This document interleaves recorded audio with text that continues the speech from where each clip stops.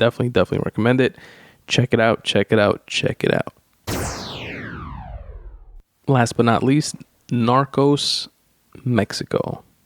Now, I saw the first 2 seasons of Narcos, which were the Pablo Escobar seasons, the Colombia seasons. I liked them. I'm pretty sure I recorded a podcast or 2 about them. It was a dope series. Then when Narcos Mexico came out, I was I don't know what it was. I wasn't into it. I wasn't feeling it. I guess because maybe I knew the Pablo Escobar is like the pinnacle of like the drug game cartels and Colombian cocaine and shit like that. Like that's something I've always known to be the drug trade and, the infamousness, if that's even a word, of Pablo Escobar, and like his story is known.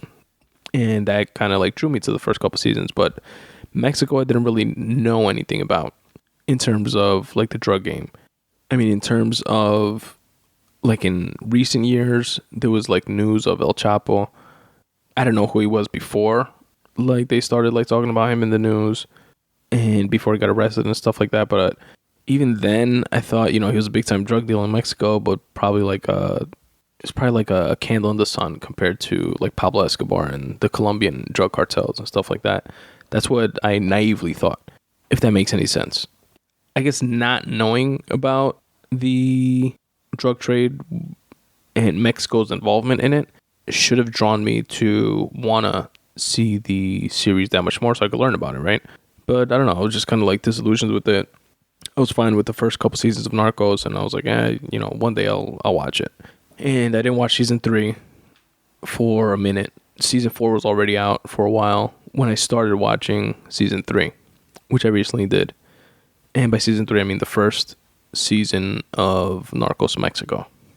And this shit is so dope that I'm kicking myself for not watching it sooner. But I'm also happy because I have 2 seasons to go through. So it's like 20 episodes. So although I regret not watching it sooner, I kind of like the fact that I waited, because now I can, I'm still not done watching the 4th season of it. And I'm really into the show. And it's based on the rise of Miguel Angel Felix Gallardo, which is this drug kingpin. It was a guy that rose to be a drug kingpin that wound up organizing several factions of Mexican drug cartels into one huge organization called the Federation. And he's a savvy, strategic, 3-dimensional chess playing motherfucker. And he eventually sets it up so that the Colombians, smuggling coke into the U.S. have to deal with him in order to get it through Mexico, because all the other channels are blocked and obsolete. And I don't know this guy's story the way I knew Pablo Escobar's. I knew Pablo Escobar died. I knew the way he died. I know how ruthless he was. I knew enough anecdotes of his story to not be surprised by watching that season. So being that I don't have all this like background information about the true person, Miguel Angel Felix Gallardo, it like has me that much more like in suspense, that much more into the season. And it's a really dope cast. It's played, Miguel Angel is played by Diego Luna. I say that like Will Ferrell does in his one-man like stand-up show, one-man show that he did. He has like a segment about Diego Luna.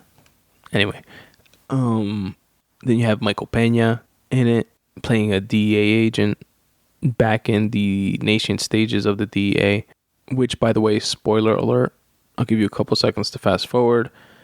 But again, this has been out for like 2 years this season, so I don't mind spoiling it. I had hope at the end of season 3 that Michael Peña was still alive. His character, Enrique Kiki Camarena, was still alive. I was rooting for him to be alive, like so fucking hard. I was like really invested into it, to the point that I teared up when I saw that he died. That shit was so fucking sad. I mean, he got part of what he wanted, because there was a part of him that just wanted Miguel Angel Felix Gallardo's to know who he was. He wanted him to know his name, so he obviously got that. But he wanted to like arrest them. He wanted to be wanted to do his job, bring down this cartel or at least put a hurting on it. And unfortunately, he died. He was killed. He was tortured. He was killed. And he had a wife, a kid. It was just so sad. When the agent that's looking for him, they finally find the like safe house, trap house type of place that they had him at, searching through all the rooms, and somebody yells out, "Está aquí, lo encontramos." And then the DEA agent goes running, and this guy on his knees to his back to him, and he smiles. He thinks it's him. The guy turns around, but it's not him. And then somebody else says, "Está aquí, lo encontramos aquí." And they point to like him on the side of the road, and just like a bullet in his head, and just like all fucked up and tortured. Then his wife, when she has to go to the morgue to identify the body. Oh man, so fucking like heart-wrenching. What else is dope about this? Two more things. El Chapo is in it. He is, the El Chapo that we know now as being like the drug kingpin of Mexico, according to the news and stuff like that. But there was always speculation that there was like another guy really pulling the strings for El Chapo. And it was a guy that was like in the mountains. And I'm assuming that narrative within the news cycles was pointing to Miguel Ángel Felix Gallardo, which is like the mastermind of the shit. And if he is still alive, which I don't know, because again, I purposely am not like looking too deep into his actual story, because I want to look into it after the fact, after I finish watching the series, because I kind of enjoy that I'm like in it blind right now. But based on how they depict this character, he's definitely someone that would have the capacity, the ability to put the organization in place, have it run, him call the shots anonymously, and just pull everybody's strings that he can, both on the cartel side within Mexico, the cartels in Colombia, the federal agents and politicians that he pays off in the US and in Mexico, etc., etc. So I wouldn't be surprised if that's actually the case. But again, maybe he got caught, maybe he's dead, maybe he's in jail, I don't know. So I could be wrong as well. But yeah, El Chapo's in the sense that when he starts taking over like the different like factions within Mexico of different like drug dealers and stuff, El Chapo is the driver for some guy that Felix has killed.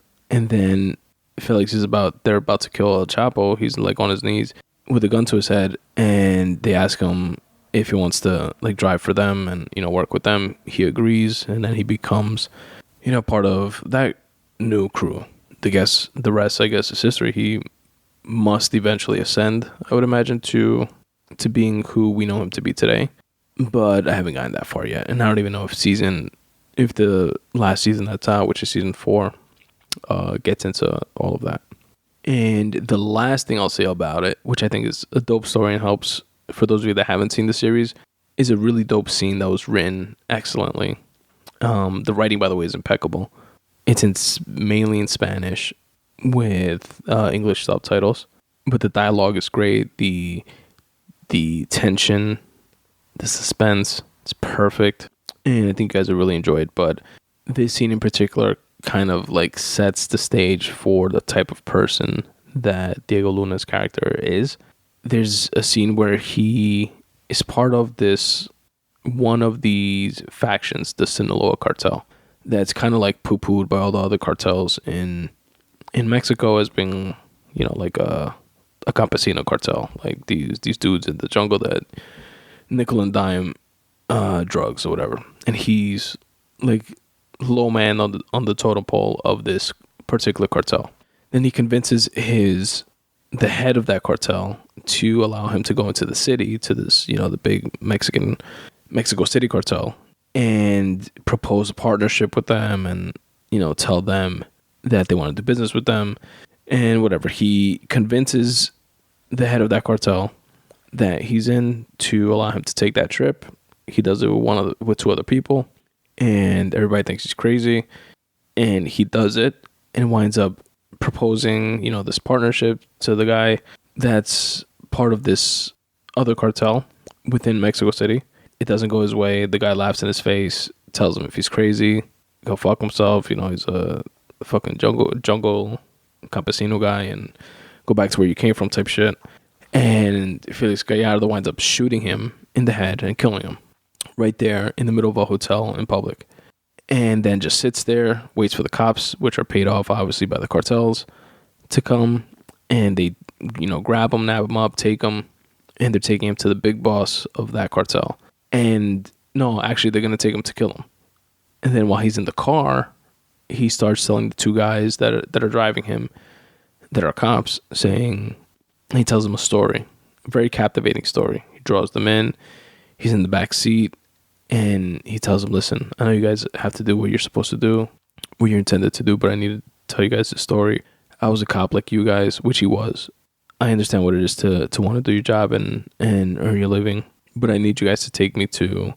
No, he doesn't say that. He tells them the story of capturing these drug dealers, low-level drug dealers one day. I forget exactly how the story goes, but he was asked to kill them. There was one that he winds up letting go. He drives him to the edge of the city and tells him to go and never return. And he lets him go. Then he says, and you know what that guy's name is? It's blah, blah, blah. And that blah, blah, blah was the name of the head of that Mexico City cartel. So the two driver guys, they look at each other like, oh shit. So then Felix Gallardo, Diego Luna's character, tells him, so I want you guys to take me to him because I want to speak with him. And if you guys kill me, he's going to be really upset with you guys because I spared his life one day and blah, blah, blah, blah. So he tells them this story about how he knows their boss and stuff. So they take him to him. He gets in front of the guy, and the boss says, why isn't he dead? Whatever, blah, blah, blah. And they tell him the story. And the story does not check out. It turns out it was 100% bullshit. But Diego Luna's character, strategically, he's playing chess, right? He just needed to get in front of the guy and made the guy a proposal right there on the spot that the guy wound up accepting because Diego Luna's cousin came up with a way to cultivate marijuana, which is what they were dealing at the time in Mexico, in a way that would allow them, that was a lot more potent and would allow them to, remove all the seeds and stems and shit, allow them to package more within a smaller confines, which means ultimately more money. He accepted, and that's how he got into business. And I thought that was such a dope story that set the stage to the type of character that you're dealing with, in that he was the thinking type, the strategic type. Every move that he makes, you have to, from there on out, throughout the series, know or at least assume that he's already thinking multiple steps ahead.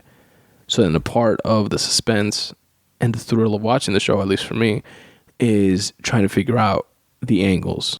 What does he know that you don't? What is he planning that you don't see yet? It's a really dope season. I definitely recommend it to you guys and gals to check out whenever you have some free time. And that is Narcos Mexico, streaming on Netflix. And with that, folks, that was episode 1.